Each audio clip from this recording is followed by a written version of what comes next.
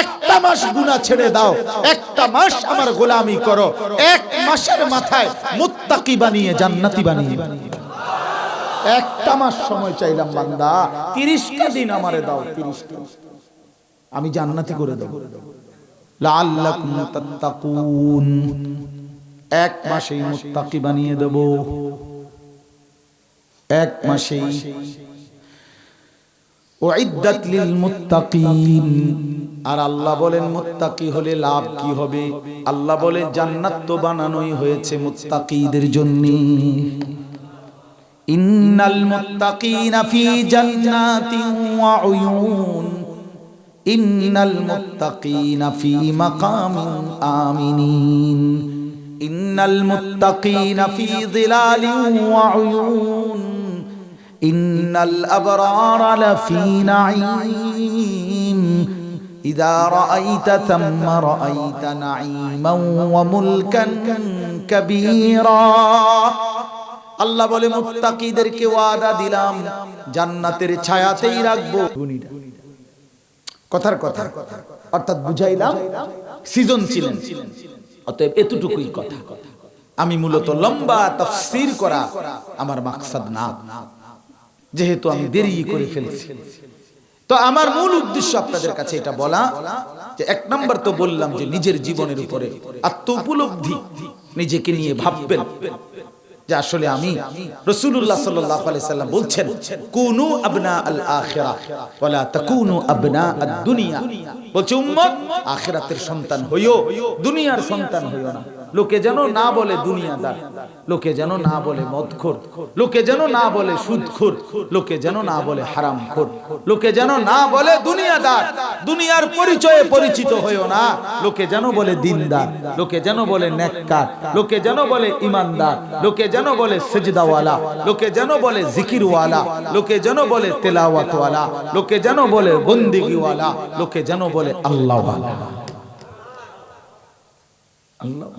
আখিরাতের পরিচয়ে কি হও? পরিচিত। দুনিয়ার পরিচয়ে পরিচিত হইও না, হইও না।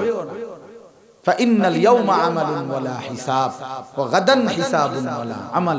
নবীজি বলেন আজকের দুনিয়ায় আমলের সুযোগ আছে, হিসাব হচ্ছে না। আখিরাতে শুধু হিসাব হবে, আমলের সুযোগ হবে হবে হবে।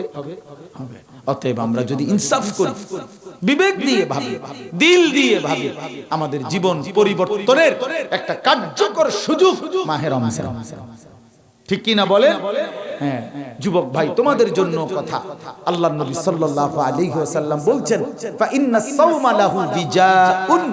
যৌন চাহিদা, লজ্জাস্থানের চাহিদা, নারীর আসক্তি, এই নারী ছবি, অশ্লীলতা, বেহায়াপনার যে আসক্তি দিলের মধ্যে, এটা যদি কেউ নিয়ন্ত্রণ করতে চায়, এটা যদি নিজেকে কন্ট্রোল করতে চায়, তো আল্লাহর নবী সাল্লাল্লাহু আলাইহি ওয়াসাল্লাম একটা কার্যকর ঔষধ বলছেন, সেটা হচ্ছে রোজা। সেটা কি? এটা নববী প্রেসক্রিপশন, এটা রাসূলুল্লাহ সাল্লাল্লাহু আলাইহি ওয়াসাল্লামের প্রেসক্রিপশন। এজন্য কিশোর নওজোয়ান সবাই মিলে মাহে রমজানকে কদর করে। মাহে রমজানে একটা মাস গুনাহ ছেড়ে দেন, একটা মাস আল্লাহর বন্দেগীতে লেগে যায়। ইফতার ইবাদত, সেহরি ইবাদত, সেহরি খাওয়ার সময় উঠে 2 রাকাত 4 রাকাত তাহাজ্জুদ নামাজ পড়ে আল্লাহর কাছে দোয়া করে, ইবাদত। ইফতারের আগে দোয়া করে, 5 ওয়াক্ত নামাজ জামাতের সাথে পড়েন। রাত্রিবেলা 20 রাকাত পূর্ণ তারাবি পড়বেন। তারাবি 20 রাকাতে, তারাবি 8 রাকাত হয় না। তারাবি 8 রাকাত বলতে কিছু নাই, 8 রাকাত হলো এটা তাহাজ্জুদ। হ্যাঁ, এইজন্য তারাবি 20 রাকাত, 20 রাকাত পূর্ণ তারাবি পড়েন। এরপরে আপনার সারা দিনে আল্লাহর জিকির, কোরআনুল কারীমের তেলাওয়াত করেন। গুনাহ থেকে মুক্ত হন। চুরি, ডাকাতি, সুদ, ঘুষ, ওজনে কম দেওয়া, হারাম উপার্জন করা, মিথ্যা, যুবক, নারী ছবি, মোবাইলের অশ্লীলতা, এটা ছেড়ে দাও। একটা মাস যদি ইনশাআল্লাহ কদর করতে পারি আমরা মাহে রমজান, তো আল্লাহ তাআলা বলছে তোমাকে আমি মুত্তাকি বানিয়ে দেব। ঈমানদার তো তুমি আসোই, এবার তোমারে তাকওয়া দেব। ঈমান এবং তাকওয়া, ঈমান হলো পাসপোর্ট, তাকওয়া হলো ভিসা। পাসপোর্ট এবং ভিসা হলে ঈদের দিন ফ্লাইট হবে জান্নাতে। এই জন্য আমি সবসময় বলি যে রমজানের চাঁদ উঠলে আল্লাহ যেন বলে ইয়া আইয়ুহাল্লাযীনা আমানু, হে ঈমানদার, মানে হলো ঈমানের পাসপোর্ট আমার কাছে জমা দাও। আমি নিলাম 30 দিন সময় নিলাম, 30 দিন আমার কথা শুনবা, 30 দিনের মাথায় অথবা 29 দিনে 31 দিন লাগবে না, তোমার এই পাসপোর্টের মধ্যে তাকওয়ার ভিসা লাগায়া দেব আমি আল্লাহ। ভিসা লাগবে 30 দিনে, কয় দিনে? অথবা 29 দিনে, 31 দিন লাগবে না। যেদিন ভিসা হবে পরের দিন ঈদের দিন তোমার জান্নাতের ফ্লাইট। এজন্য হাদিসে আছে ঈদের দিন আল্লাহ ফেরেশতাদেরকে সাক্ষী রেখে বলে, তোমাদেরকে সাক্ষী রেখে বললাম গত একটা মাস আমার বান্দা যারা তাদের আমার হুকুমের হক আদায় করছে, আমি আজকে তাদেরকে পূর্ণ পারিশ্রমিক দিতে চাই, যে আমি তাদেরকে পুরা মাফ করে দিলাম, পুরা মাফ, পুরা মাফ। এই জন্য ঈদের দিন ফেরেশতারা ওই নেককার দিনদার গুনাহ থেকে মুক্ত থেকে রমজান আদায় করছে যেই বান্দা, তাকে ডাক দিয়ে বলে ইয়া আইয়ুহান নাস ইন্নাল্লাহা কাদ গাফারা লাকুম, হে লোক সকল, আমরা আল্লাহর কাছে এই মাত্র নিজ কানে শুনে আসছি আল্লাহ তোমাদেরকে পুরা মাফ করে দিয়েছে। ফারজিউ রাশিদিনা ইলা রিহালিকুম, খুশি খুশি চিত্তে ঘরে ফিরে যাও, তোমরা মাফ। এই জন্য আমরা ইনশাআল্লাহ মাহে রমজানকে কদর করবেন তো ইনশাআল্লাহ, বলেন ইনশাআল্লাহ।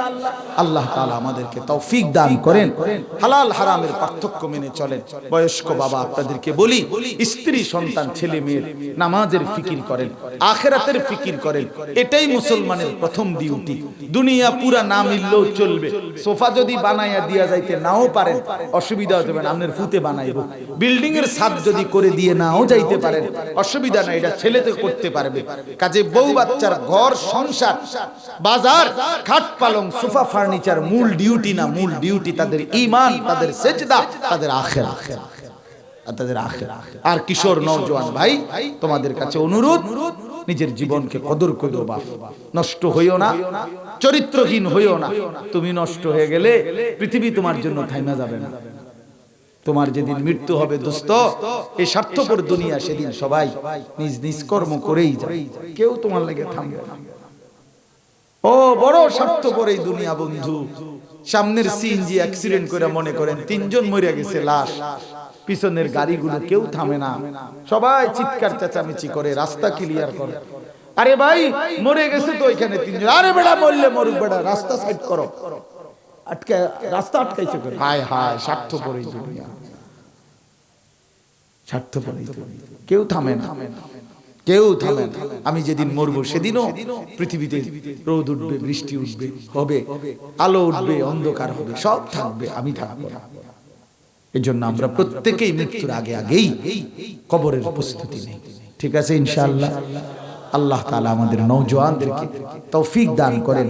আজকে